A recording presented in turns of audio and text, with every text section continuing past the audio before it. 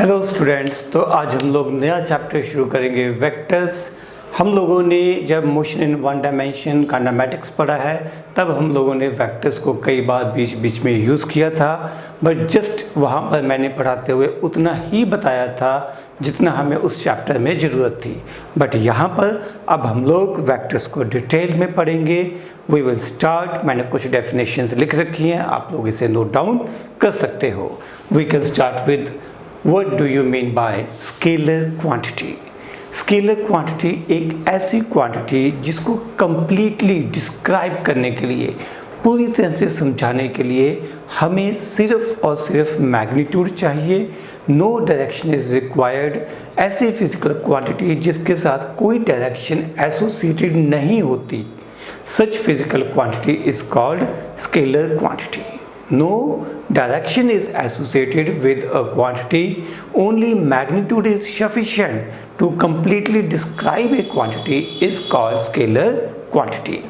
जैसे मास की एग्जांपल लेता हूँ। अगर मुझे किसी ऑब्जेक्ट के मास को बताना है तो मैं कहूँगा 5 kg। मुझे ये कहने की ज़रूरत नहीं है 5 kg टूवर्ड्स नॉर्थ, मुझे ये कहने की ज़रूरत नहीं है 5 kg towards positive X axis. 5 kg is sufficient to describe mass of a body. Clear? 5 kg, 5 क्या है न्यूमेरिकल वैल्यू, kg क्या है यूनिट्स। तो न्यूमेरिकल वैल्यू इनटू यूनिट्स यानी n into u is sufficient to describe that a given quantity is a scalar quantity. No direction is associated.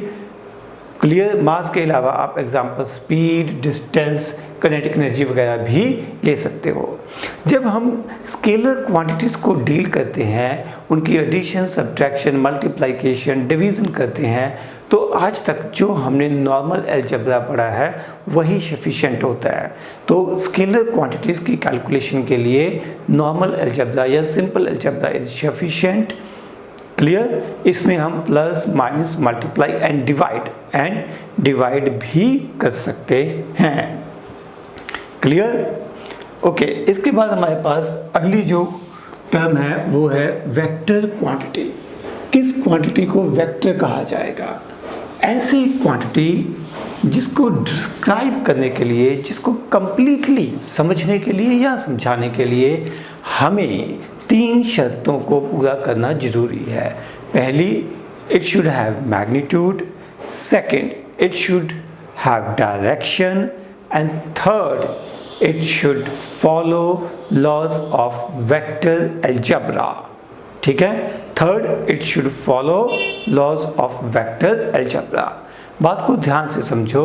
अगर किसी quantity की सिर्फ मैग्नीट्यूड एंड डायरेक्शन है, magnitude भी है और डायरेक्शन भी है, डायरेक्शन होते हुए भी जरूरी नहीं होता कि वो फिजिकल क्वांटिटी वेक्टर क्वांटिटी हो। That may fall in category of scalar quantity. Clear? अब वेक्टर अलजेब्रा क्या है ये हम अभी डिटेल में पढ़ेंगे, वो मैं इस चैप्टर में हम आगे पढ़ेंगे। बट इस टाइम के लिए आप फिलहाल याद रख लो कि किसी क्वांटिटी को वेक्टर क्वांटिटी तभी कहा जाएगा when it has magnitude as well as direction and it follows laws of vector algebra। मैं वेक्टर अलजेब्रा अभी नहीं बता पाऊंगा, आप लोग परेशान हो जाओगे। इसकी एग्जांपल्स क्या है? Displacement, velocity, linear momentum, force, etcetera etcetera. आप लोग बहुत सारी एग्जांपल्स मैनिपुलेट खुद सोच सकते हो। जैसे यहाँ पर डिस्प्लेसमेंट है, हम लोगों ने लास्ट लेक्चर में डिस्प्लेसमेंट, वेलोसिटी, एक्सेलरेशन इन तीनों को पढ़ रखा है। वहाँ पे मैंने बार बार आपको बताया था कि ये तीनों quantities displacement, velocity and acceleration vector quantities होती हैं। बट उस चैप्टर में हम लोगों ने मोशन इन वन डायमेंशन पढ़ा था। हमने कहा था कि पार्टिकल स्ट्रेट लाइन में ही जा सकता है। जब पार्टिकल स्ट्रेट लाइन में जाता है तो उसके पास 2 ही डायरेक्शंस होती हैं, चाहे टुवर्ड्स राइट या टुवर्ड्स लेफ्ट। ये हो सकता है राइट या लेफ्ट, ऊपर या नीचे, positive X axis, negative X axis. तो एक केस में, एक मोशन में सिर्फ 2 ही डायरेक्शन हो सकती हैं, आगे पीछे, ऊपर नीचे। ठीक है? यानी कि यहाँ डायरेक्शन सेम रहेगी, यहाँ डायरेक्शन अपोजिट हो जाएगी। तो वहाँ पर हमें ज़्यादा डिटेल में वेक्टर्स की ज़रूरत नहीं पड़ी थी। हम लोगों ने डायरेक्शंस को कैसे समझ लिया था? प्लस माइनस करके। हमने कहा था कि मान लो पार्टिकल पॉजिटिव एक्स एक्सिस में जा रहा है तो हमने डायरेक्शन को पॉजिटिव मान लिया था। अगर पार्टिकल नेगेटिव एक्स एक्सिस में जा रहा है तो हमने उसको माइनस साइन से मैनेज कर लिया था। बट एक्चुअली ऐसा सब जगह संभव नहीं है, क्योंकि अगर हम 2 डायमेंशन या 3 डायमेंशन की बात करेंगे वहाँ पर तो इनफाइनाइट मैनी डायरेक्शंस हो जाएंगी। आई रिपीट, वहाँ पर इनफाइनाइट मैनी डायरेक्शंस हो जाएंगी। मान लो एक पार्टिकल एक्स वाई प्लेन में मूव कर रहा है, यानी कि 2 डायमेंशनल मोशन है, तो पार्टिकल इधर भी जा सकता है, इधर भी। इस तरह से मैं ऐसी हज़ारों लाइंस, लाखों लाइंस ड्रॉ कर सकता हूँ। पार्टिकल किसी भी डायरेक्शन में मूव कर सकता है और हर लाइन एक नई डायरेक्शन में है, हर डिस्प्लेसमेंट एक अलग डायरेक्शन में है। तो यहाँ पर मैं सिंपल प्लस माइनस साइन से काम चला नहीं सकता, मुझे और डिटेल्ड इंफॉर्मेशन चाहिए होगी ये डिस्क्राइब करने के लिए पार्टिकल का मोशन किस तरफ है, पार्टिकल का डिस्प्लेसमेंट किधर है, पार्टिकल की वेलोसिटी किस तरफ है, what is direction of acceleration. ठीक है। और जब हम लोग इन वेक्टर क्वांटिटीज को कैलकुलेट करते हैं, मैनिपुलेट करते हैं, तब हमें स्पेशल अलजेब्रा चाहिए होता है, that is known as vector algebra. और हमारे इस चैप्टर का मेन पर्पस वेक्टर अलजेब्रा को ही समझना होगा। मेरी बात ध्यान से सुनो बच्चों, कि आप लोगों को ये चैप्टर बहुत बहुत अच्छे से करना है, फील लेके करना है। अगर आपको फील नहीं आई तो आप दोनों साल +1 +2 दोनों साल परेशान रहोगे। बट अगर आपको ये बहुत अच्छे से समझ आ गया तो दोनों साल आपके सभी टॉपिक्स, फिजिक्स के सभी टॉपिक्स दौड़ते चले जाएंगे। You will feel much comfortable. Okay, during this chapter I will mention few shortcuts. जो बच्चे चाहे एमसीक्यूज की तैयारी कर रहे हैं चाहे नहीं कर रहे हैं, सबको मैं ये एडवाइस करूंगा कि आपको वो सभी शॉर्टकट्स को अच्छे से याद रखना है, मेमोराइज करना है। अगर आपने अपनी एक रिवीजन बुकलेट लगा रखी है तो उस रिवीजन बुकलेट में भी आप लोगों को वो शॉर्टकट्स को नोट डाउन करना है। ओके, तो यहाँ पर बहुत सारी डायरेक्शंस की बात होगी। उन सभी डायरेक्शंस के लिए हम लोग क्या यूज़ करेंगे, वेक्टर अलजेब्रा यूज़ करेंगे। तो मैंने अभी ये बताया कि सिर्फ मैग्नीट्यूड एंड डायरेक्शन का होना सफिशिएंट नहीं है, इसके अलावा हमें ये ज़रूरी है कि physical quantity should follow laws of vector algebra. इसकी हम एक एग्जांपल लेते हैं। मान लीजिए मैं करंट की बात करता हूँ। करंट की डायरेक्शन होती है, जस्ट रिकॉल करते हैं 10th क्लास में पढ़ा हुआ हमारा ओम्स लॉ। उसमें हम लोगों ने एक रेजिस्टेंस के साथ मान लो एक बैटरी को कनेक्ट कर दिया, रेजिस्टेंस की वैल्यू R है, बैटरी का पोटेंशियल V है, उस सर्किट में करंट फ्लो कर रहा है। तो यहाँ पर हम करंट की डायरेक्शन बनाते हैं। हम मेंशन करते हैं कि करंट बैटरी के पॉजिटिव टर्मिनल से निकला और नेगेटिव टर्मिनल में चला गया। We specify direction of current. So direction is associated with current. Clear?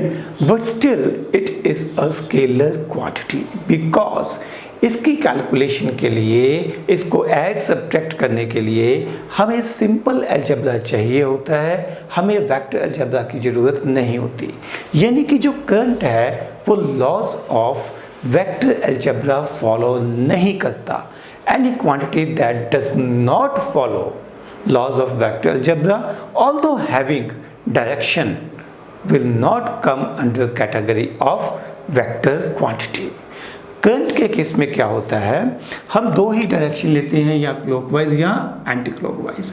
इस केस में करंट फ्लो कर रहा था क्लॉकवाइज। सेकंड सिचुएशन हो सकती है कि करंट फ्लो करे एंटी क्लॉकवाइज, तो हम किसी एक को पॉजिटिव और दूसरे को नेगेटिव मान के काम चला लेते हैं। यहाँ पर वेक्टर अलजेब्रा की ज़रूरत नहीं पड़ती। थोड़ा सा और डिटेल में बताता हूँ।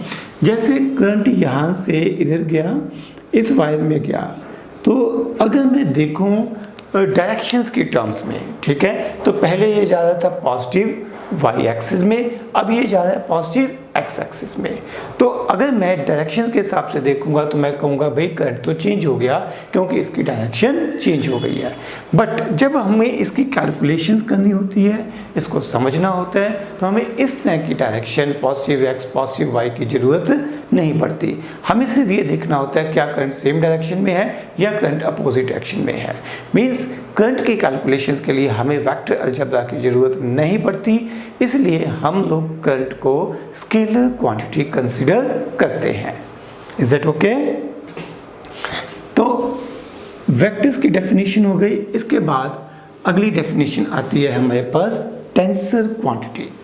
ऐसी क्वांटिटी जो ना तो स्केलर है ना वेक्टर है, that is called a tensor quantity, a quantity which is neither a scalar nor a vector.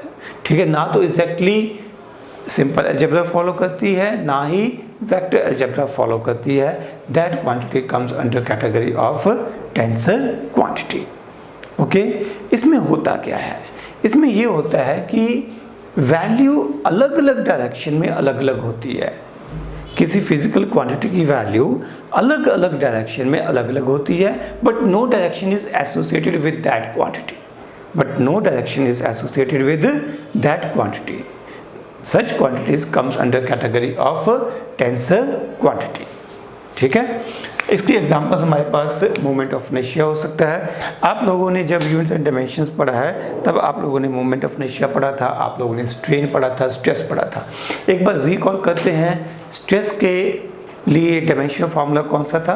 Pressure वाला था। अब ध्यान देना, pressure is a scalar but stress is a tensor quantity. ठीक है, स्ट्रेन क्या थी? डेफिनेशन याद होगी, change in dimensions upon original dimensions. हमने पढ़ा था change in length upon original length. तो इस क्वांटिटी में क्या है कि ये डायमेंशन लेस है but it is a tensor quantity. Why? क्योंकि अलग अलग डायरेक्शंस में जो चेंज इन डायमेंशंस हैं वो अलग अलग होंगे। What does it mean? मान लो थोड़ा सा डिटेल में बताऊंगा, वैसे तो आगे जाके हमारे पास एक पूरा चैप्टर आएगा बल्क प्रॉपर्टीज ऑफ सॉलिड्स, उसमें हम डिस्कस करेंगे। मान लो मेरे पास एक वायर है, मैं इस वायर को नीचे से फोर्स अप्लाई करके खींचता हूँ। फोर्स अप्लाई करने से इसकी लेंथ भी बढ़ेगी और इसका रेडियस कम होगा। ठीक है, तो जब हम लिखेंगे स्ट्रेन तो इस डायरेक्शन में लेंथ वाइज स्ट्रेन की वैल्यू कुछ और हो सकती है, और जो इस तरफ है वाई एक्सिस और एक्स एक्सिस कह लो, ये हो गई वाई एक्सिस तो ये हो गई एक्स एक्सिस, इसमें रेडियस में चेंज आएगा तो change in radius upon original radius. तो ये दोनों क्वांटिटीज अलग अलग हो सकती हैं। तो क्योंकि अलग अलग डायरेक्शन में चेंजेस अलग अलग आ रही हैं बट कोई पर्टिकुलर डायरेक्शन एसोसिएटेड नहीं है, सच क्वांटिटी या quantities come under category of tensor quantities. वैसे बेटा ये जो डिस्कशन की गई है, जो क्लासिफिकेशन की गई है स्केलर, वेक्टर्स एंड टेंसर्स, ये हम लोगों ने अपने सिलेबस के हिसाब से की है। ठीक है, अगर बहुत सारा डिटेल में जाते हैं, हाई लेवल पे पढ़ते हैं, तब ये सब कुछ ही जितनी भी दुनिया भर की क्वांटिटीज़ हैं all comes under category of tensor quantities. उनका ऑर्डर अलग होता है, zero order, first order, second order, but वो सब हम नहीं पढ़ेंगे। अगर कोई टीचर बताता है, किसी बुक में लिखा हुआ है, तो आपको बिल्कुल भी दिमाग लगाने की ज़रूरत नहीं है। कहीं पे भी किसी भी लेवल पे हमारी स्टडी के हिसाब से उसकी ज़रूरत नहीं पड़ती। ओके, अब जब हम बात करते हैं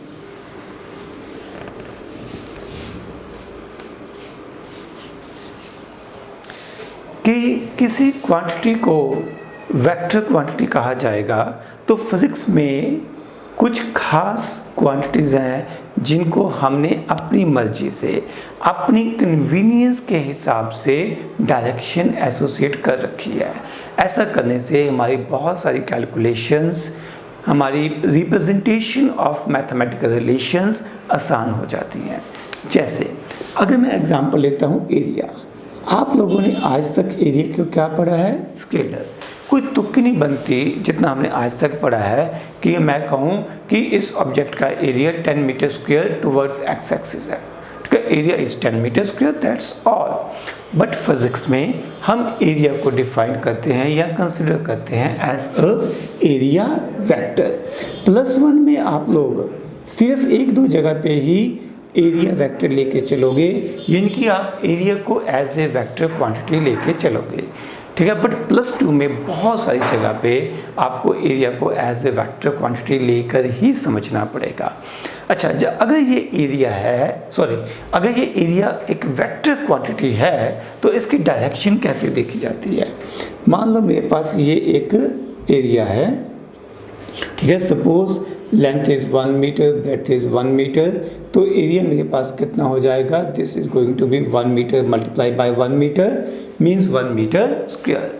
अगर मुझे इसको एज ए वेक्टर क्वांटिटी लिखना है तो इसका वेक्टर इस एरिया के परपेंडिकुलर होगा। This arrow represent area vector. ठीक है, मैं अभी ज़्यादा सिंबल्स तो यूज़ नहीं कर सकता क्योंकि मैंने समझाया नहीं है, but this arrow represent area vector. It is perpendicular to actual area, perpendicular to area, and it acts in outward direction, acts in outward direction. ठीक है बेटा, ये शुद्ध कन्वेंशन है, आपको ना इस पे ज़्यादा मन पे बोझ नहीं डालना है। हम लोग इसकी डिटेल डिस्कशन तो +2 में जाके ही करते हैं।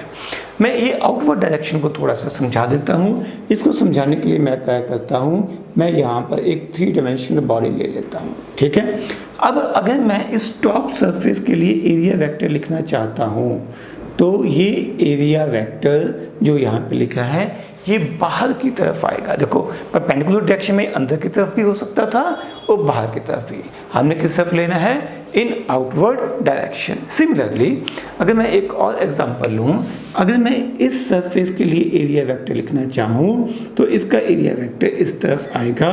Of course this angle is going to be 90 degree, ये एंगल डेफिनेटली 90 डिग्री होगा and it will be in outward direction. In the same way अगर आप इस सरफेस के लिए एरिया वेक्टर लिखना चाहो तो ये इसके perpendicular but in outward direction आएगा। क्लियर? तो area as far as our studies are concerned up to 10th class we consider it as a scalar, but in physics we consider area as a vector quantity. Okay? इसी तरह से मैं एक और example लेता हूँ, मेरे पास है डायपोल मूवमेंट। हो सकता है आप लोगों ने शायद अभी तक डायपोल मूवमेंट पढ़ी भी ना हो। डायपोल मूवमेंट, डायपोल मूवमेंट क्या होती है? आप लोगों ने यूनिट्स एंड डायमेंशंस में शायद इसको पढ़ा था। जैसे जैसे देखो चीज़ें बार बार यूज़ होंगी वैसे वैसे आपको याद भी होनी शुरू हो जाएंगी।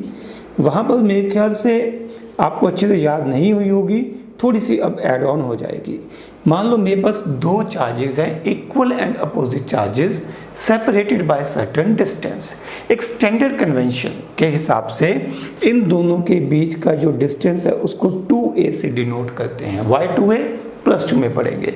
इसको 2a से डिनोट करते हैं, 2 equal and opposite charges separated by certain distance. जैसे वाटर मॉलिक्यूल ले लो, उसमें आप ले सकते हो कि एक +2e चार्ज है और एक -2e चार्ज है। 2 equal and opposite charges separated by certain distance. कैसे? ये मेरे पास है ऑक्सीजन का एटम और साइड में इधर 2 हाइड्रोजन के एटम्स लगे हुए हैं। हाइड्रोजन के एटम्स के ऊपर पॉजिटिव चार्ज है, इन दोनों का सेंटर कंबाइंड यहाँ पे आ गया और ये नेगेटिव साइन है, नेगेटिव चार्ज है तो ये यहाँ पे आ गया। 2 equal and opposite charges separated by certain distance, this is called a dipole. और हम इस डायपोल की मूवमेंट कैलकुलेट करेंगे which is called dipole movement. और डायपोल मूवमेंट को हम मान के चलते हैं एक वेक्टर क्वांटिटी है ओ। तो मैं अभी सिंबल्स तो ज़्यादा यूज़ नहीं करूँगा, but this is a dipole movement is a vector quantity. Dipole movement का अगर सिंबल मैं P लिख के चलूँ तो ये होगा 2a × Q। ठीक है, यहाँ पर मैं वेक्टर सिंबल अभी यूज़ नहीं करा, अगले लेक्चर से मैं इसको अच्छे से यूज़ करना शुरू करूँगा। ठीक है, तो यहाँ पर देखो किया क्या मैंने, एक चार्ज और उसके बीच के डिस्टेंस को मल्टीप्लाई किया है। चार्ज भी स्केलर होता है एंड डिस्टेंस भी स्केलर होता है, but in physics we consider this dipole movement as a vector quantity. हम इसको वेक्टर क्वांटिटी कंसीडर करते हैं और हम इसे एक वेल डिफाइंड, पहले से डिफाइंड डायरेक्शन असाइन कर देते हैं। हम कहते हैं कि इसकी डायरेक्शन किधर है, direction of dipole movement, I repeat, direction of dipole movement is from negative charge towards positive charge, from -q towards +q। तो कुछ ऐसी क्वांटिटीज़ हैं जो देखने में हमें स्केलर लगती हैं, but in physics for our convenience we define those quantities as vector quantities. Okay, next point. अगर हम किसी वेक्टर को उसके पैरेलल मूव कर दें तो कोई फर्क नहीं पड़ता। किसी वेक्टर को उसके पैरेलल मूव कर दें, a vector move parallel to itself doesn't effect at all.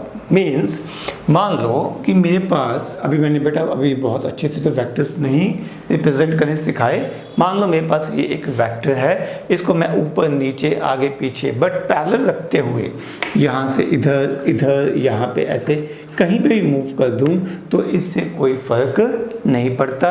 एक वेक्टर को उसके पैरेलल मूव किया जा सकता है। इसमें एक खास एक्सेप्शन होती है पोजीशन वेक्टर की, जिसको हम आज ही आगे जाके पढ़ेंगे। ओके, उसके बाद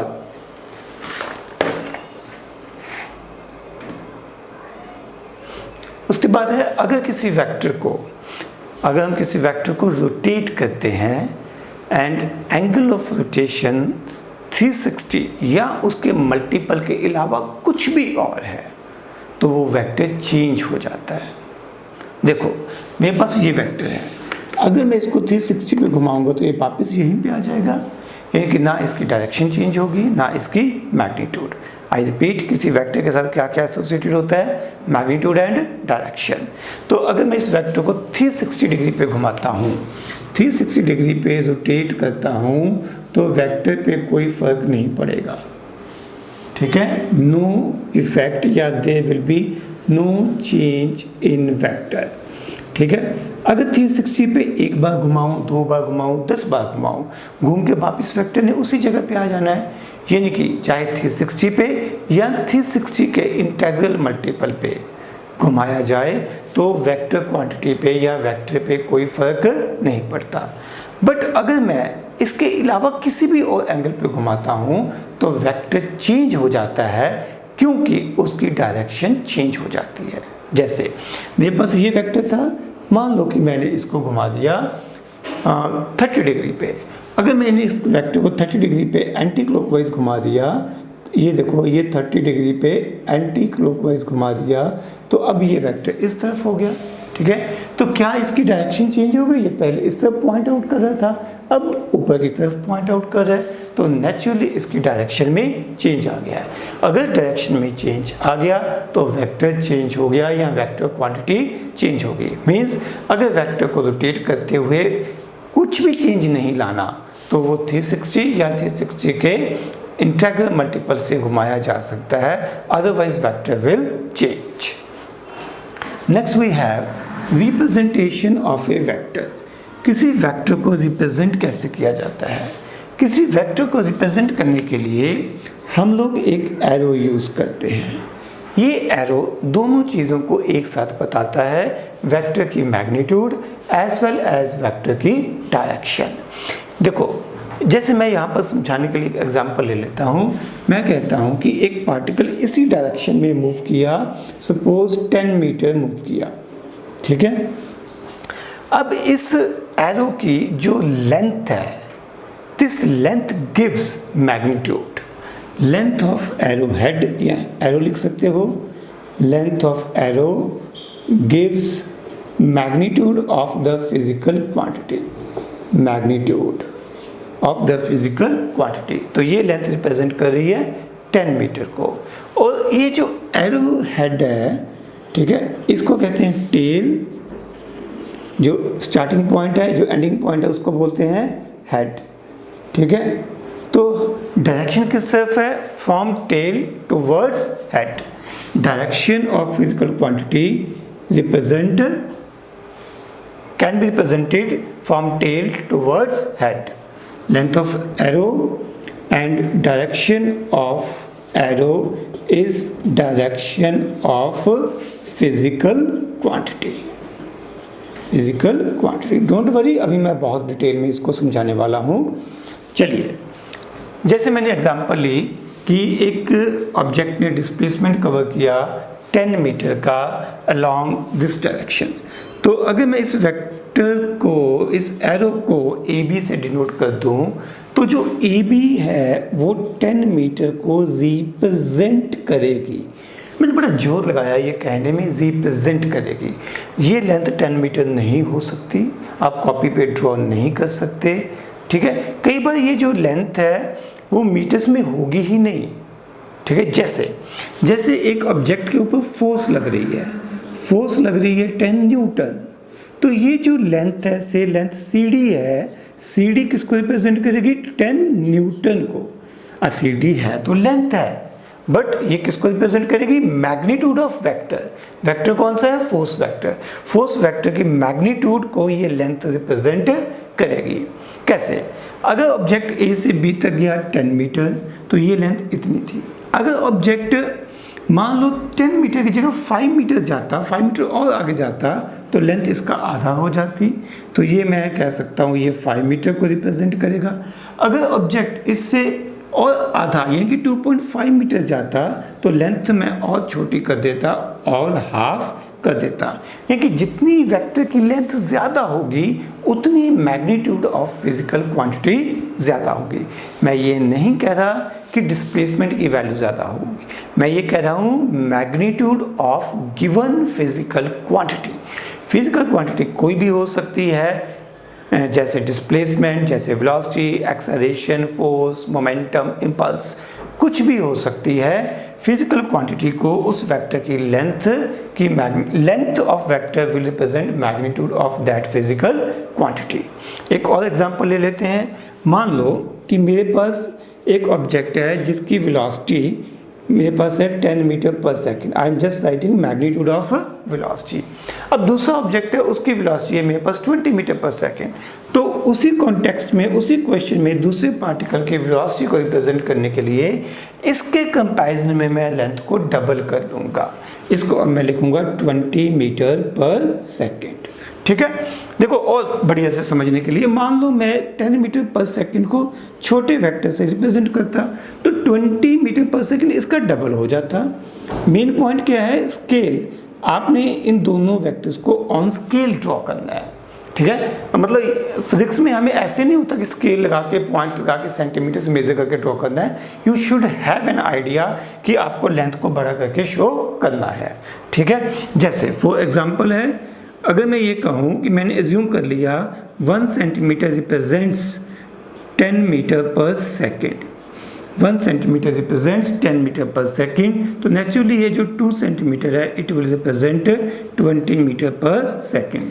तो length of vector will represent magnitude of physical quantity, will represent magnitude of physical quantity and direction, जो एरो की या एरो हेड की डायरेक्शन होगी वही हमारे पास फिजिकल क्वांटिटी की डायरेक्शन भी होगी। जैसे अगर मैं ये कहता हूँ, यही एग्जांपल ले लेते हैं, ये मान लीजिए ये है हमारे पास एक्स एक्सिस, तो इस बार ये एरो किस डायरेक्शन में है? Towards X axis. तो मैं डायरेक्शन को कैसे डिफाइन करूंगा? मैं कहूँगा कि वेलोसिटी को मैं कैसे डिफाइन करूंगा? Particle is moving with a velocity of 10 meter per second towards positive x axis. I repeat, मैंने क्या कहा? Velocity is 10 meter per second towards positive x axis. Towards positive x axis. ठीक है। अब इस वेलोसिटी को लिखते हुए इसके दो हिस्से आगे हैं। एक हिस्सा आ गया हमारे पास मैग्नीट्यूड और दूसरा हिस्सा हमारे पास आ गया है डायरेक्शन। और हमें पता है कि किसी भी फिजिकल क्वांटिटी जो कि वेक्टर क्वांटिटी की कंडीशंस को जस्टिफाई करती है उसके दो हिस्से पक्का से आएंगे लिखते हुए, एक मैग्नीट्यूड और दूसरी डायरेक्शन। तो यहाँ पर मैंने डायरेक्शन को मेंशन कर दिया है। फिर आपके मन में क्वेश्चन आ सकता है, सर ये तो सीधा पॉजिटिव एक्स एक्सिस की तरफ था, आपने डायरेक्शन को सामने से स्पेसिफाई कर दिया। सर इस केस में आप डायरेक्शन को कैसे स्पेसिफाई करोगे? इन दिस केस जब डायरेक्शन ना तो एक्स एक्सिस में, ना वाई एक्सिस में है, ना जी एक्सिस में है, तो आप कैसे डिफाइन करोगे? तो बेटा इसके लिए आप एंगल का सहारा ले सकते हो। मान लो ये है मेरे पास पॉजिटिव एक्स एक्सिस और suppose this angle is, just an example है, 45 5 डिग्री। तो हम लोग यहाँ पर डिस्प्लेसमेंट को कैसे डिफाइन कर सकते हैं, 10 मीटर एंड ये हो गई मैग्नीट्यूड।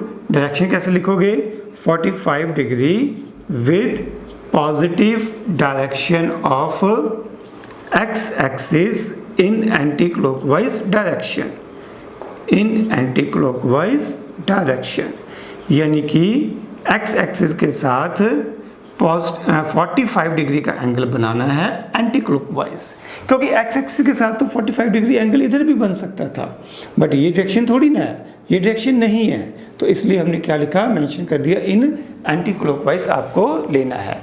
तो यानी कि एक पार्ट आ गया यहाँ पर magnitude, this part represent magnitude and this part represent direction. तो आपको डायरेक्शन को स्पेसिफाई तो करना ही पड़ेगा। अब देखिए, किसी वेक्टर को रिप्रेजेंट करने के लिए हम जो सिंबल्स, जनरली जो सिंबल्स यूज़ करते हैं, जैसे यहाँ पर वेलोसिटी है, वेलोसिटी के लिए मैं सिंबल यूज़ कर सकता हूँ v के ऊपर वेक्टर डाल दूंगा, ठीक है। ये वेक्टर क्या रिप्रेजेंट करता है, this vector represent that v यानी कि velocity is a vector quantity, ये एक वेक्टर क्वांटिटी है, इसका एक्चुअल डायरेक्शन के साथ कोई लेना देना नहीं है। It does not represent actual direction, actual direction तो हमें यहाँ से मिलेगी, ठीक है। मतलब ये है, पूरा वेलोसिटी लिखने की जगह मैं सिर्फ ये लिख सकता हूँ 10 मीटर पर सेकेंड टुवर्ड्स पॉजिटिव डायरेक्शन या पॉजिटिव एक्स एक्सिस, ठीक है। मैं ये भी लिख दूंगा तो भी काम बढ़िया से चल जाएगा। v के ऊपर एक अल्फ़ाबेट के ऊपर मैं सिंबल, एरो सिंबल डाल देता हूँ, तब भी हम इसको ये समझ सकते हैं कि we are talking about velocity and velocity is a vector quantity. Clear. जैसे यहाँ पर डिस्प्लेसमेंट था, डिस्प्लेसमेंट को रिप्रेजेंट करने के लिए हम दो अल्फ़ाबेट यूज़ कर सकते हैं, स्टार्टिंग a है एंड b है, तो मैं ये भी लिख सकता हूँ ab वेक्टर। अब ये ध्यान देना है, जो अल्फ़ाबेट पहले लिखा गया है वहाँ पे टेल होनी चाहिए, टेल से हेड की तरफ आपको जाना है, टेल से हेड की तरफ आपको जाना है, ए बी वेक्टर हो गया। ये वेक्टर एक्चुअल डायरेक्शन को रिप्रेजेंट नहीं करती, ये सिर्फ बता रही है कि A B is a vector quantity, A B is a vector quantity. Clear. तो इसकी वैल्यू मैं क्या लिख सकता हूँ, मैं पूरा लिखूंगा तो नहीं, बट क्लियर है 10 metre towards 10 metre making angle 45 degree in anti clockwise direction with positive X axis, ये लिखा जा सकता है। क्योंकि हमने इसको डिस्प्लेसमेंट माना था, अगर आप डिस्प्लेसमेंट का सिंबल एस यूज़ करो तो आप इसको एस वेक्टर से भी रिप्रेजेंट कर सकते हो। Both are perfectly good, perfectly same, कोई इशू ही नहीं है। क्लियर। अब कई बार फिजिक्स में क्या होता है कि हमारे पास एक फिजिकल क्वांटिटी है तो वेक्टर, बट एक मोमेंट पे, एक कुछ समय के लिए मैं सिर्फ उसकी मैग्नीट्यूड को डिस्कस करना चाहता हूँ, मैं उसकी डायरेक्शन को फिलहाल डिस्कस करना नहीं चाहता। तो उस सिचुएशन में मैं क्या करता हूँ, मैं ए बी के ऊपर, ए बी वेक्टर के ऊपर मॉड डाल देता हूँ। अब इस सिंबल का क्या मतलब है, इसका मतलब है magnitude of vector A B, ठीक है। सिंपल वर्ड्स में ये कहेंगे magnitude of vector A B, ठीक है। बट कंसेप्चुअली हम इसको ऐसे समझ सकते हैं कि A B is a vector quantity, but right now we are just talking about its magnitude, ठीक है। A B is a vector quantity but we are talking about its magnitude. और कई बार इसको हम सिंपल ए बी से denote करते हैं, दोनों सही हैं, टेक्निकली दोनों में कोई प्रॉब्लम नहीं है, बट ये ज़्यादा इंफॉर्मेटिव है। इससे हमें ये इंफॉर्मेशन मिल जाती है कि एक वेक्टर क्वांटिटी की मैग्नीट्यूड ले रहे हैं। इसमें अगर मैं सिर्फ ए बी लिखता हूँ तो मुझे ये पता नहीं चल रहा कि whether I am talking about vector quantity और अ स्केलर क्वांटिटी, वैल्यू मेरे पास आ जाएगी, ठीक है। बट दोनों ही हम लोग बार बार मिक्स करके यूज़ करेंगे, आपको दोनों का ही ध्यान रखना पड़ेगा। ओके। तो इसके बाद हम लोग डिस्कस करेंगे कि कितने टाइप्स के वेक्टर्स होते हैं, different types of vectors, types of vectors. First point लिखिए, इक्वल वेक्टर्स। दो वेक्टर्स को इक्वल वेक्टर्स कहा जाएगा अगर उनकी magnitude as well as direction same हो। two vectors are said to be equal if they have same magnitude as well as same direction. Having same magnitude and same direction. जैसे ये दो मेरे पास vectors हैं, एक वेक्टर को मैं suppose ए vector से डिनोट कर लेता हूँ, दूसरे को बी वेक्टर से डिनोट कर लेता हूँ। ध्यान देना, ए के ऊपर डाला गया वेक्टर डायरेक्शन को बताता नहीं है, ये सिर्फ ये बताता है कि A is a vector quantity, ये एरो भी बताता है कि B is a vector quantity. अगर ये दोनों वेक्टर्स सेम हैं तो इन दोनों की मैग्नीट्यूड सेम होनी चाहिए। मैंने आपको समझाया था कि अगर हम एरो के साथ वेक्टर के साथ मॉड डाल दें तो ये बताता है मैग्नीट्यूड। तो two vectors are said to be equal, यानी कि A and B vectors are equal if and only if इनकी मैग्नीट्यूड सेम है and direction of vector A is equal to direction of vector B. अगर दोनों की magnitude और direction same है तभी हम इन वेक्टर्स को इक्वल वेक्टर्स कह सकते हैं। आपको सिर्फ डायग्राम देख के गेस करना है कि क्या ये दो वेक्टर्स इक्वल हैं। बोलो बेटा, क्या ये दोनों वेक्टर्स इक्वल हो सकते हैं? नहीं, क्योंकि d की मैग्नीट्यूड कम है, लेंथ कम है तो मैग्नीट्यूड कम है। तो मैं कह सकता हूँ क्योंकि मैग्नीट्यूड इक्वल नहीं है इसलिए c और d वेक्टर इक्वल नहीं हो सकते।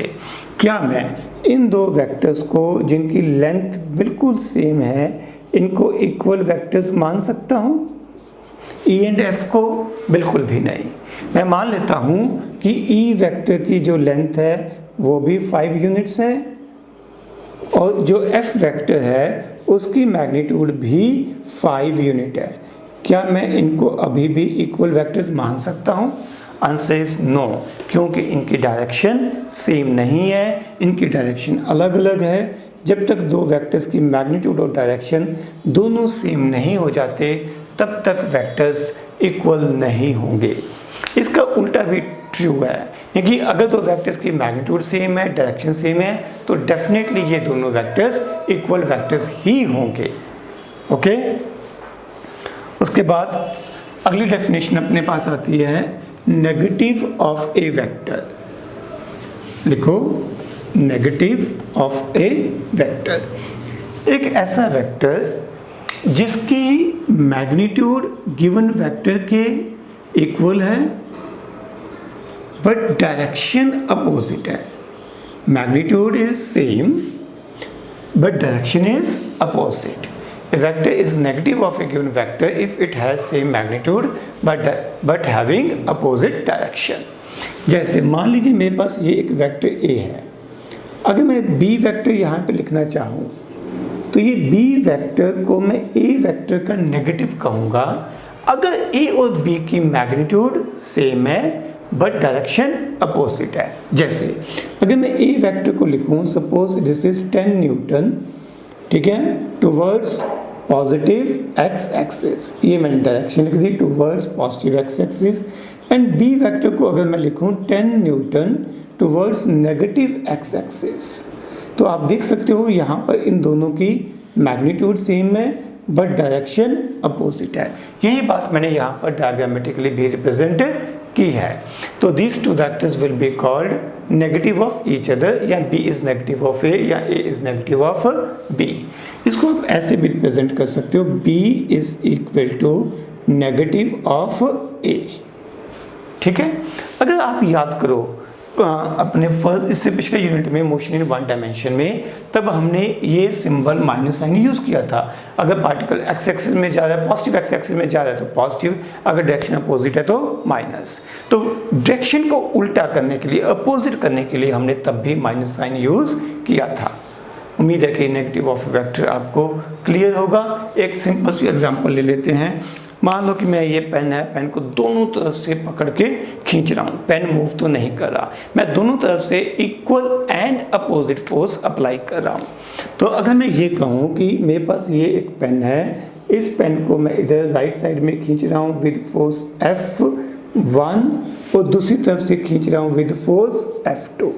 ये क्लियर है कि दोनों फोर्सेस की मैग्नीट्यूड सेम है एंड डायरेक्शन अपोजिट है। मैग्नीट्यूड सेम है एंड डायरेक्शन अपोजिट है, यानी कि एक वेक्टर दूसरे वेक्टर का नेगेटिव है। मैं कह सकता हूँ F2 is negative of F1 vector या F1 is equal to negative of F2 vector. उम्मीद है कि ये सबको क्लियर होगा। Next we have like vectors. Next term is like vectors, which is also called parallel vectors और parallel vectors। ऐसे vectors जो parallel हैं, जिनकी डायरेक्शन सेम है, that are called like vectors। इस केस में मैग्नीट्यूड पे कोई कमेंट नहीं किया गया। मैग्नीट्यूड सेम हो भी सकती है और नहीं भी हो सकती।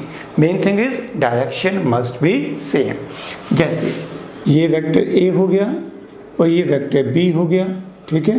ये लाइक वेक्टर्स हैं या पैरेलल वेक्टर्स हैं, ठीक है। आप इसको ऐसे भी ड्रॉ कर सकते हो, सी एंड डी, ये दोनों वेक्टर्स पैरेलल वेक्टर्स हैं, ठीक है। डायरेक्शन सेम है, तो we can call this vectors as like vector और पैरेलल वेक्टर्स।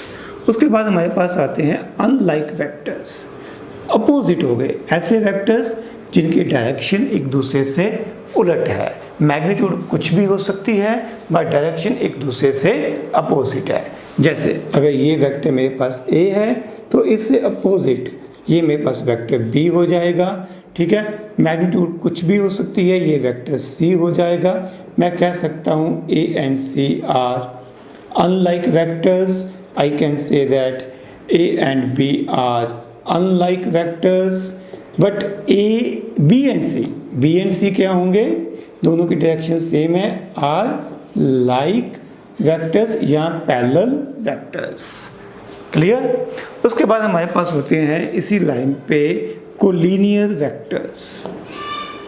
कोलिनियर, को का मतलब होता है सेम। ऐसे वेक्टर्स जिनकी लाइन ऑफ एक्शन सेम है।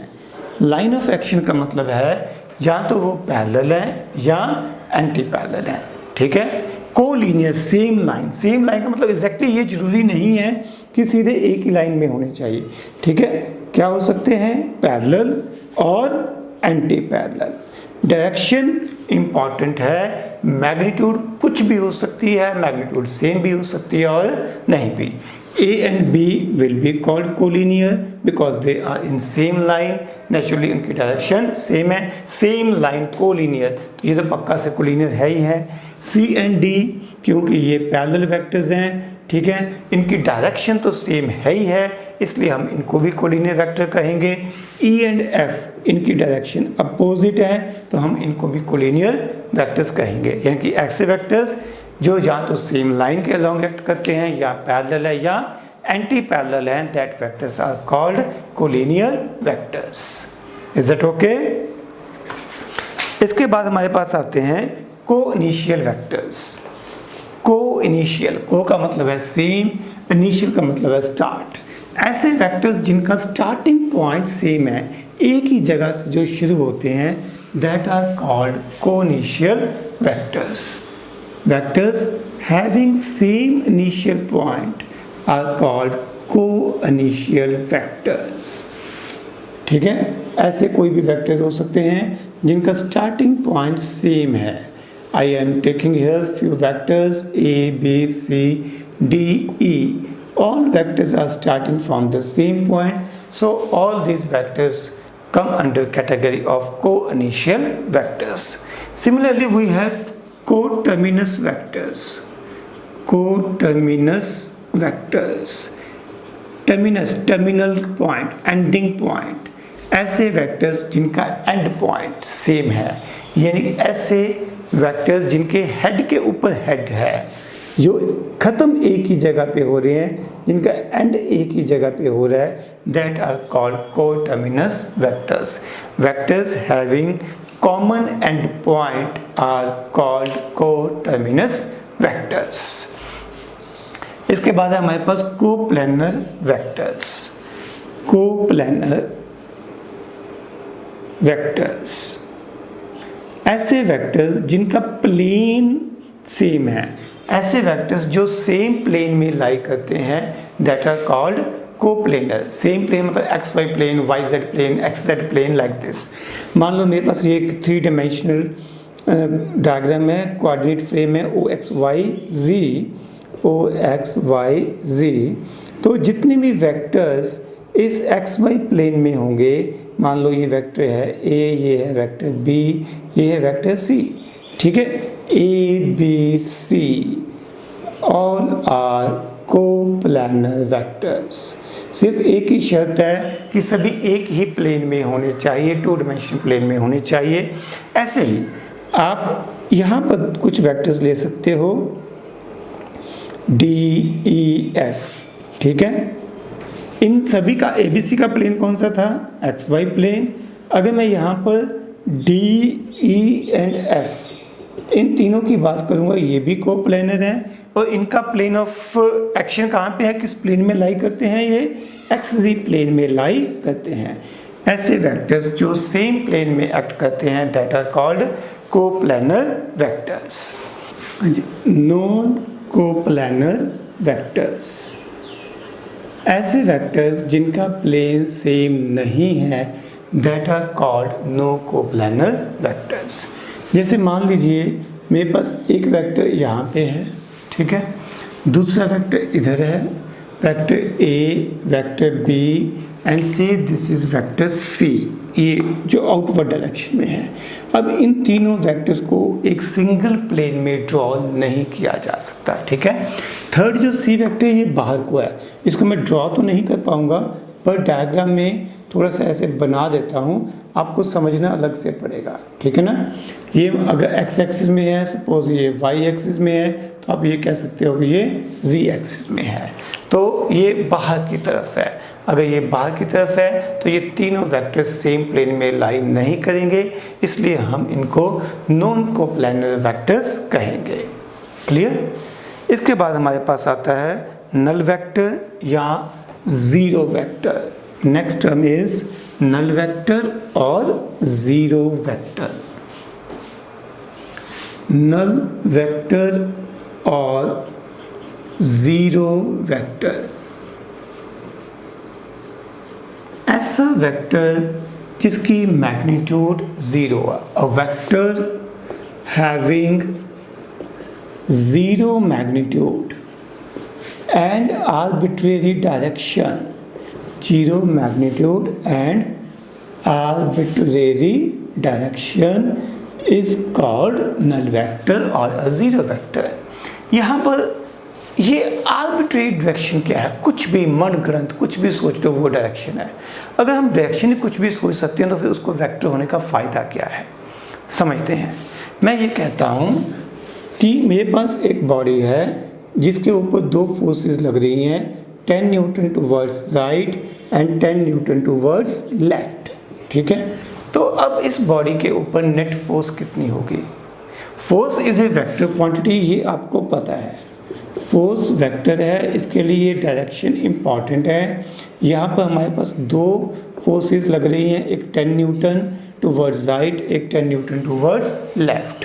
तो अगर मैं यहाँ पर नेट फोर्स की वैल्यू लिखूँ, net force acting on this body, तो ये नेट फोर्स की वैल्यू मेरे पास कितनी आएगी? ठीक है, force is a vector quantity, ये मेरे पास आएगी 0, ठीक है। अब Newton minus Newton should be Newton, ठीक है, principle of homogeneity of dimensions, ठीक है। अगर हमने न्यूटन में से न्यूटन माइनस किए तो आंसर तो न्यूटन ही आना चाहिए, तो आंसर क्या आएगा? 0 न्यूटन, ठीक है।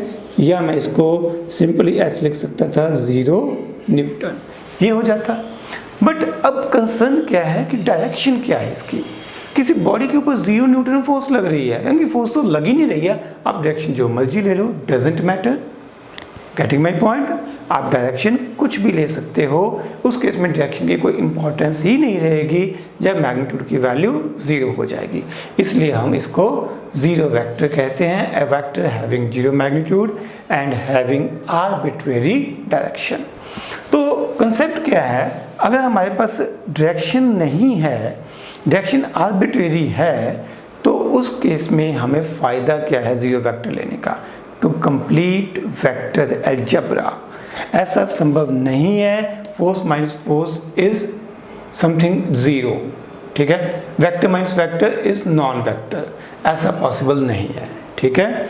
तो न्यूटन में से न्यूटन माइनस करेंगे न्यूटन आएगा, वेक्टर में से वेक्टर माइनस करेंगे तो वेक्टर आएगा। तो हमारे पास फाइनल आंसर वेक्टर ही आना चाहिए। इस कैलकुलेशन में राइट साइड में हमारे पास क्या आया है? 0 Newton. It should be A vector quantity, इसलिए मैं कहूँगा इसको नल वेक्टर या जीरो वेक्टर, ठीक है। It will have arbitrary direction. इसकी खासियत क्या होती है जीरो वेक्टर की? It is denoted by symbol zero के ऊपर एक एरो डाल दो, this is called zero vector. तो इसको लिखने का परफेक्ट वे ऐसे था, जीरो वेक्टर, ठीक है। अब इसकी खासियत क्या है कि अगर किसी वेक्टर में आप जीरो वेक्टर प्लस कर दो तो कोई फर्क नहीं पड़ता। अगर आप किसी वेक्टर में जीरो वेक्टर या नल वेक्टर सब्ट्रैक्ट कर दो तो वेक्टर पे कोई फर्क नहीं पड़ेगा। अगर आप किसी वेक्टर को जीरो से मल्टीप्लाई कर दो, जीरो इज मैग्नीट्यूड, अगर किसी वेक्टर को जीरो से मल्टीप्लाई कर दो तब ये क्या बन जाएगा? जीरो वेक्टर बन जाएगा, ठीक है। Then it will become a zero vector. Clear? एक वेक्टर को उसी वेक्टर में से खुद से ही सब्ट्रैक्ट कर दो तो भी ये क्या बन जाएगा? जीरो वेक्टर बन जाएगा। क्लियर? तो आपको ध्यान रखना है, this are properties of zero vector. हम इनको बार बार डिटेल में आगे डिस्कस करते रहेंगे। चलें आगे। इसके बाद हमारे पास आता है प्रॉपर वेक्टर। ऐसा वेक्टर जिसकी मैग्नीट्यूड जीरो नहीं है, जिसकी कुछ डेफिनेट डायरेक्शन है, that is called proper vector. I repeat, a vector having non-zero magnitude. अगर non-zero magnitude है तो definitely एक specific direction भी होगी, and having a particular direction is called proper vector. ऐसा वेक्टर जिसकी मैग्नीट्यूड जीरो नहीं है and कुछ specific direction है, that is called proper vector. Most of the time we will be dealing with proper vectors only. उसके बाद हमारे पास आएगा पोलर वेक्टर या पोलर वेक्टर्स, जो मर्जी लिख लो। ऐसे वेक्टर्स जो उसी डायरेक्शन में इफेक्ट पैदा करते हैं जिस डायरेक्शन में वो एक्ट कर रहे हैं, इफेक्ट पैदा करते हैं या करने की कोशिश करते हैं, that are called polar vectors. जैसे अगर मैं ये कहता हूँ किसी बॉडी के ऊपर फोर्स लग रही है टुवर्ड्स एक्स एक्सिस, तो इस फोर्स ने एक्स एक्सिस में ही बॉडी को मूव करने की कोशिश करनी है, या मूव कर देगी या करने की कोशिश करेगी, ठीक है। क्योंकि फोर्स उसी डायरेक्शन में इफेक्ट पैदा करेगी जिस डायरेक्शन में ये खुद एक्ट कर रही है। Such vectors are called polar vectors. जैसे अगर मैं ये कहता हूँ कि किसी बॉडी का डिस्प्लेसमेंट वाई डायरेक्शन में है, S is symbol of displacement, तो नेचुरली बॉडी वाई एक्सिस में ही मूव की है। तो जिस डायरेक्शन में वेक्टर एक्ट कर रहा है बॉडी उसी डायरेक्शन में मूव की है, जिस डायरेक्शन में फोर्स एक्ट कर रही है बॉडी उसी डायरेक्शन में एक्सेलरेशन अगर एक्सपीरियंस करेगी तो उसी डायरेक्शन में एक्सेलरेशन एक्सपीरियंस करेगी। Getting my point? Such vectors are called polar vectors. और ये आपको अभी तक लग रहा है सब में ऐसा ही होता है, जिस डायरेक्शन में फोर्स है, जिस डायरेक्शन में डिस्प्लेसमेंट है उसी डायरेक्शन में इफेक्ट आना चाहिए, बट नहीं बच्चों। एक हमारे पास और कैटेगरी होती है, that are called axial vectors. ऐसे वेक्टर्स जो एक्सिस के अलोंग एक्ट करते हैं, एक्सिस ऑफ रोटेशन के अलोंग एक्ट करते हैं, यानी कि घूम कहीं और रहा है, पार्टिकल मूव कहीं और कर रहा है, बट उसका वेक्टर की डायरेक्शन कहीं और है। देखो जैसे ये आप अभी ज़्यादा समझने की कोशिश मत करना, बस डेफिनेशन याद कर लेना। मान लो एक पार्टिकल सर्कुलर पाथ में घूम रहा है और ये है उसकी एक्सिस ऑफ रोटेशन, पार्टिकल ऐसे घूम रहा है, ठीक है। सो दिस इज पार्टिकल और ये घूम रहा है तो इसका कुछ एंगुलर डिस्प्लेसमेंट भी होगा, कुछ एंगुलर वेलोसिटी भी होगी, कुछ एंगुलर एक्सेलरेशन भी होगी। तो जो एंगुलर वेलोसिटी है या एंगुलर एक्सेलरेशन है एंगुलर वेलोसिटी इसको हम डिनोट करते हैं ओमेगा से, एंगुलर एक्सेलरेशन इसको हम डिनोट करते हैं अल्फा से। ठीक है, इनकी डायरेक्शन किस तरफ होती है? इनकी डायरेक्शन होती है इस तरफ, अलोंग द एक्सिस। पार्टिकल इधर जा रहे हैं, ठीक है, इधर इसकी स्पीड कम ज़्यादा हो सकती है, कुछ भी चेंज आ सकता है, बट जो वेक्टर है, ओमेगा वेक्टर है, इस तरफ लगेगा। ठीक है, अल्फा वेक्टर ऊपर को भी हो सकता है, नीचे को भी, वो डिटेल में अभी जब हम सर्कुलर मोशन पढ़ेंगे वहाँ पे करेंगे। बट जो इम्पॉर्टेंट है कि पार्टिकल इस प्लेन में घूम रहा है, ठीक है, बट वेक्टर उसके परपेंडिकुलर एक्सिस ऑफ रोटेशन के अलोंग एक्ट कर रहा है, या उस सर्कुलर पाथ के एक्सिस के अलोंग एक्ट कर रहा है जिसमें पार्टिकल घूम रहा है। Such vectors are called axial vectors. Examples, omega यानी कि एंगुलर वेलोसिटी, एंगुलर एक्सेलरेशन, उसके बाद आप लिख सकते हो torque, torque is also axial vector. Torque आपने यूनिट्स एंड डायमेंशंस में पढ़ा था, इनफैक्ट ये तीनों ही आप लोगों ने यूनिट्स एंड डायमेंशंस में पढ़ रखे हैं। ओके, इसके बाद हमारे पास आगे आता है position vector, very very important. Position vector एक ऐसा वेक्टर जो कि पार्टिकल की पोजीशन को डिस्क्राइब करने के लिए यूज किया जाता है with respect to certain reference point. लिखो position vector, a vector used to represent position of a particle with respect to a reference point generally known as origin। ठीक है, पार्टिकल की पोजीशन को रिप्रेजेंट करने के लिए जो वेक्टर हम ड्रॉ करते हैं that is called position vector. Position vector को एक पॉइंट जिसको कहते हैं रेफरेंस पॉइंट यानी कि ओरिजिन, वहाँ से ड्रॉ किया जाता है। पार्टिकल की पोजीशन, मान लो पार्टिकल ए पॉइंट पे है, तो मुझे ए पॉइंट पे पार्टिकल की पोजीशन रिप्रेजेंट करनी है। मैं अपने रेफरेंस पॉइंट यानी कि ओरिजिन से एक वेक्टर पार्टिकल की पोजीशन तक ड्रॉ कर दूंगा। This O A is called position vector. O A is called position vector. ठीक है, और जनरली पोजीशन वेक्टर को हम डिनोट करते हैं विद सिंबल स्मॉल आर। ठीक है, क्योंकि फर्स्ट पोजीशन है R1 लिखूंगा। अगर मैं ये कहता हूँ पार्टिकल मूव कर गया, पार्टिकल यहाँ पे था, अब पार्टिकल मूव करके यहाँ पे B पोजीशन पे आ गया, तो पार्टिकल की पोजीशन चेंज हो गई है, तो इसका पोजीशन वेक्टर भी चेंज हो जाएगा। पोजीशन वेक्टर कहाँ से शुरू करते हैं? ओरिजिन से, यानी कि रेफरेंस पॉइंट से। ओरिजिन से शुरू करके पार्टिकल की पोजीशन तक ड्रॉ किया गया वेक्टर हमारे पास पोजीशन वेक्टर होगा, यानी कि OB नया पोजीशन वेक्टर है। ठीक है, मान लो ये टाइम t1 पे था और ये टाइम t2 पे है, तो ये नया पोजीशन वेक्टर है। इसको थोड़ा मैं और बेटर लिखता हूँ, position vector when time is t1, ये हो जाएगा position vector at time t2। ये नया पोजीशन वेक्टर कितना हो जाएगा? R2। तो ये हो गया नया पोजीशन वेक्टर R2। ठीक है, पोजीशन वेक्टर कहाँ से कहाँ तक ड्रॉ करना है? ओरिजिन से लेके पार्टिकल की पोजीशन तक ड्रॉ करना है। अगर पार्टिकल अपनी जगह चेंज करेगा तो डेफिनेटली पोजीशन वेक्टर भी चेंज हो जाएगा। यहाँ पर एक चीज़ ध्यान देनी है, कई बार डायग्राम में हमारे दो वेक्टर्स एक दूसरे के ऊपर ओवरलैप करेंगे।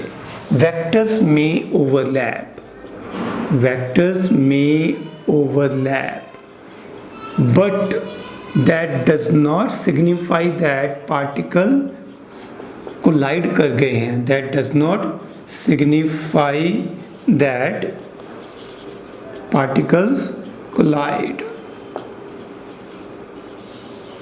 उसका ये बिल्कुल मतलब नहीं है कि पार्टिकल कोलाइड कर गए हैं, आपस में टकरा गए हैं। जैसे अगर मैं एग्जांपल लेता हूँ कि मान लो एक पार्टिकल सिर्फ एक्स एक्सिस के अलॉन्ग ही मूव कर रहा है। ठीक है, पार्टिकल शुरू में यहाँ पे था एट पॉइंट ए, तो अगर मुझे यहाँ पर पार्टिकल का पोजीशन वेक्टर ड्रॉ करना हो तो मैं कैसे करूँगा?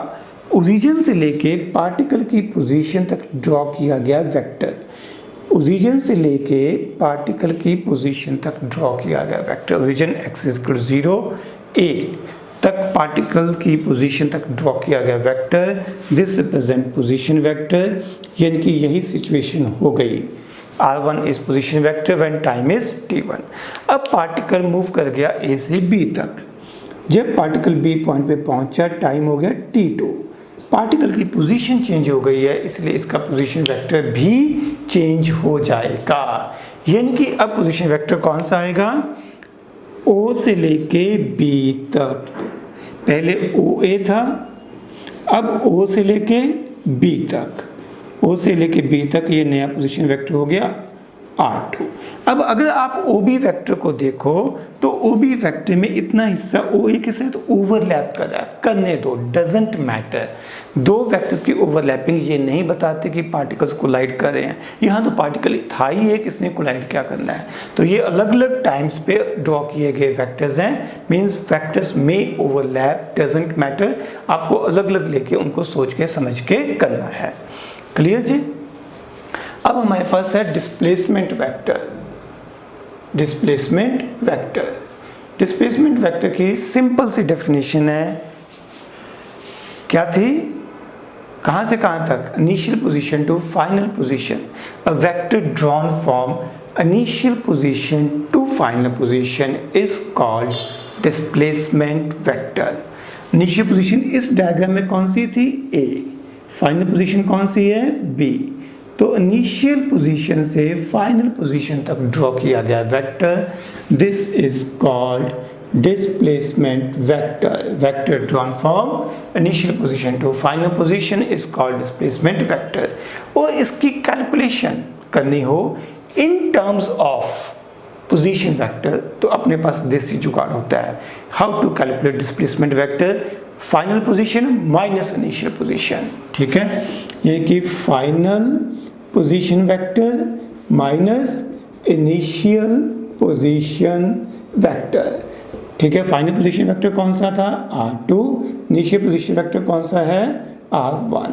तो final position minus initial position vector will represent displacement vector. ये आया कहाँ से, हम आगे पढ़ेंगे इसी चैप्टर में, बट अभी के लिए आप लोग याद रख सकते हो, सेहत के लिए लाभदायक है। क्लियर जी। तो आपको displacement vector and position vector clear हो गया होगा। इसके बाद हमारे पास आता है localised vector and free vector. Localised, local है ऐसा वेक्टर जिसकी पोजीशन को हम चेंज नहीं कर सकते, जिसकी पोजीशन फिक्स है। मैंने इन जनरल कहा था हम वेक्टर्स को मूव कर सकते हैं पैरेलल टू देम, अपने पैरेलल वेक्टर्स को जैसे मर्जी स्पेस में मूव करते चले जाओ, उनकी मैग्नीट्यूड और डायरेक्शन में चेंज नहीं होना चाहिए। बट कुछ वेक्टर्स हैं जो कभी मूव नहीं कर सकते, वो हैं पोजीशन वेक्टर्स। पोजीशन वेक्टर की फिक्स है, उनकी किस्मत में लिख रखा है, भाई तुम्हें तो ओरिजिन से ही शुरू होना है। तो अगर मैं इसको ओरिजिन से शुरू करूंगा तो इसको अगर मैं मूव कर दूंगा तो ओरिजिन से हट जाएगा, यानी कि मैं इसको मूव नहीं कर सकता। तो such vectors are called localized vectors. ऐसे वेक्टर्स जिनको मूव नहीं किया जा सकता, जो फिक्स्ड हैं, that are called localized vector. Best example is position vectors. उसके बाद है फ्री वेक्टर्स, आज़ाद पंछी। ठीक है, क्या, आज़ाद पंछी, ऐसे वेक्टर्स जो हम मूव कर सकते हैं पैरेलल टू दैम, खुद के पैरेलल जिन वेक्टर्स को हम स्पेस में मूव कर सकते हैं, that are called free vectors. Position vectors को छोड़ के most of the vectors come under this category of free vectors. उसके बाद हमारे पास आता है यूनिट वेक्टर। यूनिट का मतलब क्या होता है, वन। ठीक है, ऐसा वेक्टर जिसकी मैग्नीट्यूड 1 है, that is called unit vector. A vector having unit magnitude, having 1 magnitude is called unit vector. तो इस वेक्टर की इंपॉर्टेंस क्या है, अगर इसकी मैग्नीट्यूड फिक्स है तो हम इसको डिफाइन क्यों कर रहे हैं। देखिए एक बार, having unit magnitude is called unit vector. इसकी इंपॉर्टेंस क्या है, इसकी इंपॉर्टेंस है, ये हमें डायरेक्शन बताता है। It is used to represent direction of a vector. Direction of a vector किसी वेक्टर की डायरेक्शन को बताने के लिए वेक्टर क्वांटिटी के दो हिस्से होते हैं, मैग्नीट्यूड एंड डायरेक्शन। मैग्नीट्यूड तो हमने फिक्स कर दी 1, मैग्नीट्यूड का काम खत्म, बचा क्या, डायरेक्शन। तो ये डायरेक्शन को बताने के काम आता है। Such vector is called unit vector. Okay, हम इसको कैलकुलेट कैसे करते हैं, इसको लिखते हो a vector divided by its magnitude. A vector divided by its magnitude is called unit vector. A vector divided by its magnitude is called unit vector. Example लेते हैं, मान लीजिए मेरे पास एक पार्टिकल का डिस्प्लेसमेंट है यहाँ पर। Suppose displacement is 10 metre towards या ड्यू एक्स एक्सिस या ड्यू नॉर्थ लिख लो, ठीक है, ड्यू नॉर्थ। क्लियर। तो जो डिस्प्लेसमेंट है, अगर मैं डिस्प्लेसमेंट वेक्टर को ए बी लिखूँ तो ए बी वेक्टर हो गया, ए बी वेक्टर की वैल्यू कितनी हो गई, 10 metre due north. A vector divided by its magnitude, इसकी मैग्नीट्यूड कितनी है, 10 मीटर। अगर मैं इस वेक्टर को 10 मीटर से इसकी मैग्नीट्यूड से डिवाइड कर दूं तो इधर भी तो डिवाइड करना पड़ेगा। मैंने अभी थोड़ी देर पहले बताया था किसी वेक्टर की मैग्नीट्यूड को कैसे डिनोट करते हैं, एक मॉड सिंबल ऊपर डाल दो, दो वर्टिकल लाइंस खींच दो, तो ये क्या बन गई, magnitude of vector A B. This is magnitude, ये है पूरे का पूरा वेक्टर। तो मैंने दोनों तरफ मैग्नीट्यूड से डिवाइड कर दिया, राइट साइड में मैग्नीट्यूड 10 मीटर थी वो डिवाइड कर दिया, 10 मीटर से 10 मीटर हो गया कैंसिल आउट। हमारे पास राइट साइड में क्या बचा, हमारे पास बचा ड्यू नॉर्थ। ये क्या बची, डायरेक्शन किसकी, ए बी वेक्टर की। तो ए बी वेक्टर की डायरेक्शन को हम कैसे डिफाइन कर सकते हैं, अगर वेक्टर को उसकी मैग्नीट्यूड से डिवाइड कर दें। Such vector is called unit vector. इसका सिंबल क्या है, इसको हम डिनोट करते हैं सिंबल ऐसे, ए बी कैप, ऐसे ही कैप डाल दो, ठीक है। ए बी हैट भी लिखा होता है but we will use 100% I will use cap only, A B cap. Clear है जी। तो जब कैप सिंबल डला हो तो इसका मतलब क्लियर होता है कि we are talking about unit vector, and unit vector की मैग्नीट्यूड 1 है। It is used to represent direction. A vector divided by its magnitude is called unit vector. Clear. जैसे जनरली हम एन कैप सिंबल यूज करते हैं to represent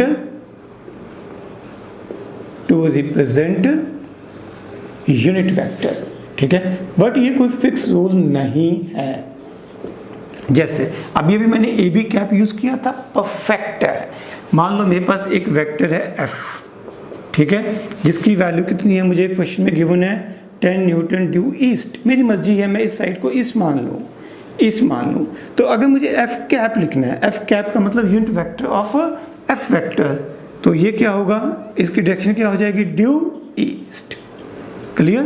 तो इसका काम क्या है, डायरेक्शन को बताना। एफ कैप आया कैसे, अगर मैं लिखना चाहूँ अ vector divided by its magnitude, vector को इसकी मैग्नीट्यूड यानी कि 10 न्यूटन से डिवाइड करेंगे तो हमारे पास क्या बचेगा, ईस्ट ही बचेगा, तो ड्यू ईस्ट आंसर आ जाएगा। क्लियर। अब फिजिक्स में या मैथमेटिक्स में हम 3 यूनिट वेक्टर्स को स्टैंडर्ड डिफाइन करते हैं, इससे हमें लिखना या बार बार समझना आसान हो जाता है। ये आप लोग मेमोराइज करोगे और ये इतनी बार यूज़ होगा, इतने हज़ारों बार यूज़ होगा कि आप बाय डिफ़ॉल्ट सपने में भी इसको सही ही बोलोगे। ये स्टैंडर्ड कन्वेंशन है, इसमें कोई चेंज नहीं करना है। Unit vector along positive x-axis, along positive x-axis is taken as I cap, is taken as I cap। एक बार लिख लो, मैं अप्लाई करके बाद में समझाता हूँ।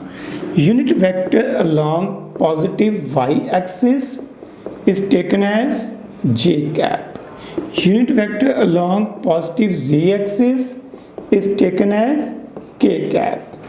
ठीक है। Similarly unit vector along minus X axis minus I cap हो जाएगा, minus Y axis minus J cap हो जाएगा, एंड माइनस जी एक्सिस कितना हो जाएगा, बोलो, माइनस के कैप हो जाएगा। तो इस तरीके से आप लोग आई कैप जे कैप जे आई जे के कैप डिफाइन करते हो।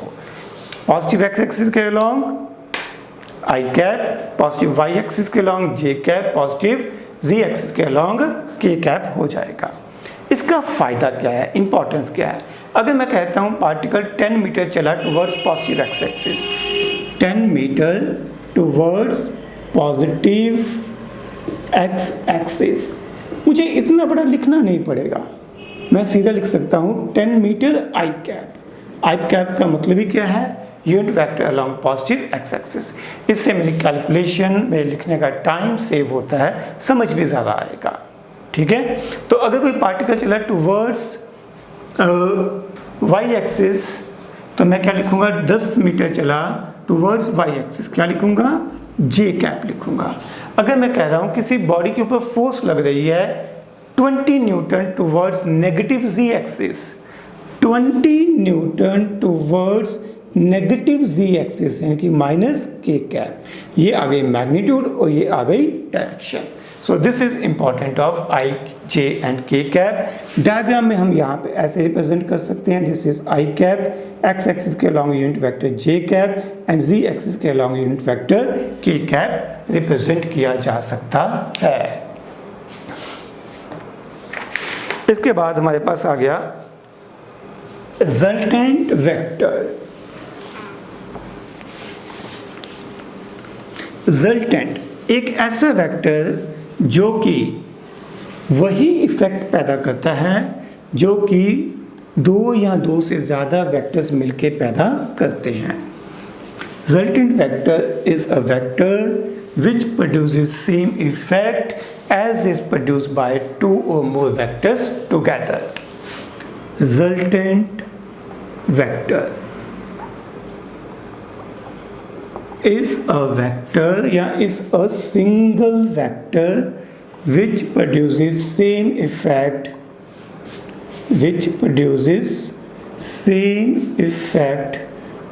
as is produced by two or more vectors together। वही असर पैदा करता है जो कि दो या दो से ज़्यादा वेक्टर्स मिलके पैदा करते हैं। जैसे मेरे पास एक वेक्टर है 4 न्यूटन का और दूसरा वेक्टर है यहाँ पर मेरे पास 6 न्यूटन का, यानी कि एक पर्सन फोर्स लगा रहा है 4 न्यूटन, दूसरा पर्सन फोर्स लगा रहा है 6 न्यूटन, दोनों की डायरेक्शन सेम है। अब इन दोनों की जगह एक सिंगल बंदा ही अगर 10 न्यूटन फोर्स लगा दे तो वही इफेक्ट पैदा होगा। और डिटेल में देखने के लिए ऐसे देख लो कि मेरे पास ये एक बॉडी है, इस बॉडी के ऊपर दो पर्सन 4 न्यूटन 6 न्यूटन फोर्स लगा रहे थे, इस बॉडी में कुछ एक्सेलरेशन आ जाएगी। एक्सेलरेशन आप कैलकुलेट कर सकते हो फोर्स अपॉन मास, दोनों ने मिलकर फोर्स लगाई है F1 + F2/m, इतनी एक्सेलरेशन आ जाएगी। अब इन दोनों को हटा के अगर मैं एक सिंगल वेक्टर लगा दूं जिसको मैं क्या कहूँगा? रिजल्टेंट। आमतौर पे रिजल्टेंट वेक्टर को R से डिनोट किया जाता है, बट कोई हार्ड रूल नहीं है, आप F से भी डिनोट कर सकते थे, कोई इशू नहीं है। ठीक है, इन दोनों से अलग सिंबल होना चाहिए।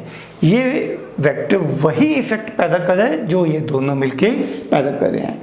इन दोनों ने मिलके कितनी एक्सेलरेशन पैदा की? A, उतनी ही एक्सेलरेशन ये अकेला एक वेक्टर पैदा करेगा, यानी कि सेम इफेक्ट पैदा करेगा जो इन दोनों ने मिलके पैदा किया। So this vector R will be called resultant of F1 and F2। Resultant vector ये हो गया R, ये वही इफेक्ट पैदा करेगा जो F1 एंड F2 दोनों मिलके पैदा करेंगे। यहाँ पर मैं वेक्टर्स डाल रहा हूँ, दिस इज़ वेरी इंपॉर्टेंट। ठीक है, क्योंकि मैं बताना चाहता हूँ कि दो वेक्टर्स को ऐड किया जा रहा है, दो वेक्टर क्वांटिटीज़ को ऐड करने के बाद रिजल्टेंट भी वेक्टर ही आ रहा है। ठीक है, तो this is resultant vector. Resultant vector की डिटेल डिस्कशन हमारे अगले लेक्चर में चलती रहेगी, लॉन्ग प्रोसेस। इसके बाद हम लोग अभी एक लास्ट पॉइंट डिस्कस करेंगे, एंगल बिटवीन टू वेक्टर्स। दो वेक्टर्स के बीच में एंगल कैसे देखा जाता है? एंगल बिटवीन टू वेक्टर्स, ये फिक्स रूल है बेटा, इसमें आपने अपनी तरफ से कोई कलाकारी नहीं दिखानी है। दो वेक्टर्स के बीच में एंगल देखने का तरीका क्या है। मान लो मेरे पास ये दो वेक्टर्स हैं ए एंड बी। पहली कंडीशन क्या है, यहाँ हेड के ऊपर हेड होना चाहिए, हेड ओवर हेड, यानी कि को टर्मिनस वेक्टर होने चाहिए, या टेल के ऊपर टेल होनी चाहिए, यानी कि को इनिशियल वेक्टर्स होने चाहिए। इन दोनों में से कुछ एक होना चाहिए। अगर नहीं है तो आपको थोड़ा ध्यान से करना पड़ेगा। यहाँ पर क्या है, टेल के ऊपर टेल है।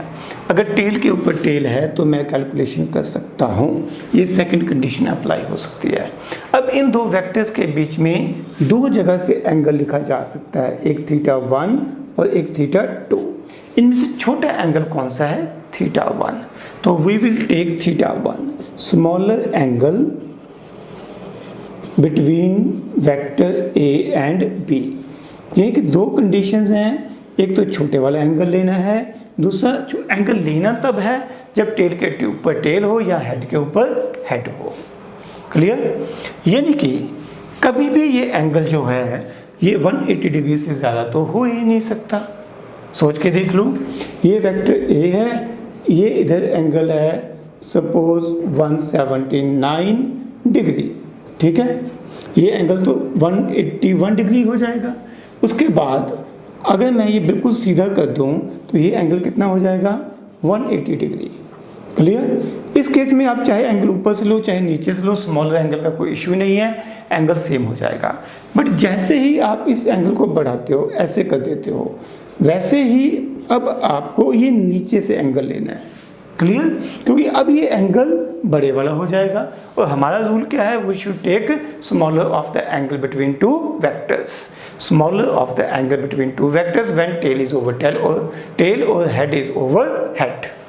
क्या ये क्लियर है? बट हमारे मन में ये क्वेश्चन है कि सर अगर एक का हेड और दूसरे की टेल हो तो हम कैसे करेंगे, हम एंगल कैसे ढूंढेंगे अगर ये सिचुएशन हो। तो बेटा हमने कहा था फ्री वेक्टर्स नाम की कोई चीज़ होती है। आप इस वेक्टर को इमेजिन करो, उठा के आपने यहाँ पे रख दिया, आप इसको यहाँ पे ऐसे इमेजिन कर सकते हो, ये यहाँ पे पड़ा हुआ है, ठीक है। मैं डायग्राम में ड्रॉ करके दिखाता हूँ। ये वेक्टर ए है, आपने वी वेक्टर को मूव कर लिया, आपने इस प्रॉपर्टी को यूज़ कर लिया कि हम एक वेक्टर को स्पेस में मूव कर सकते हैं without change in magnitude and direction. मैंने बी को उठा के यहाँ से यहाँ रख लिया।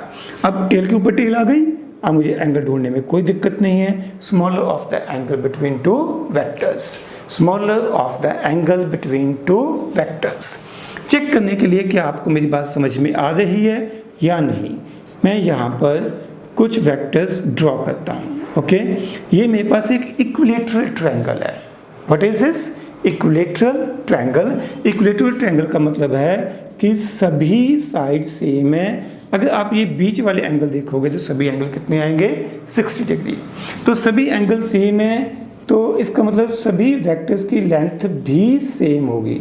Length of each vector is same. मेरा यहाँ पे क्वेश्चन है, what is angle between vector A and B, between vector B and C and between vector A and C. आपको इनके बीच के एंगल्स लिखने हैं, ठीक है। आप लोग वीडियो पॉज करके पहले एंगल लिखिए, फिर बाद में मेरे साथ टैली करना। देखो ए और बी में देखूं तो एक का हेड है, दूसरे की टेल है, तो मुझे ए को इमेजिन करना पड़ेगा कि ए यहाँ पड़ा है, ठीक है, ताकि टेल के ऊपर टेल आ जाए। तो अगर मेरे पास ए यहाँ पर है तो मुझे ये एंगल लेना पड़ेगा। देखो ये अंदर वाला एंगल 60 डिग्री होगा क्योंकि इक्विलेटरल ट्रायंगल है, तो बाहर वाला एंगल कितना बचेगा, 120 डिग्री बचेगा। यानी कि ए एंड बी के बीच का एंगल कितना बन जाएगा, 120 डिग्री। बी एंड सी में टेल के ऊपर टेल नहीं है, बट हेड के ऊपर हेड तो है। मैंने कहा था हेड के ऊपर हेड हो तो भी काम चलेगा। यानी कि मैं सीधा एंगल ये वाला कंसीडर कर सकता हूँ, this is going to be 60 degree. B और सी के बीच में एंगल कितना हो गया, 60 degree. A and C tail के ऊपर टेल है, no problem. A and C के बीच में भी एंगल कितना हो जाएगा, 60 डिग्री। ओके बच्चों, तो this is all about angle between two vectors. और इसी के साथ हमारा ये लेक्चर समाप्त होता है। नमस्कार।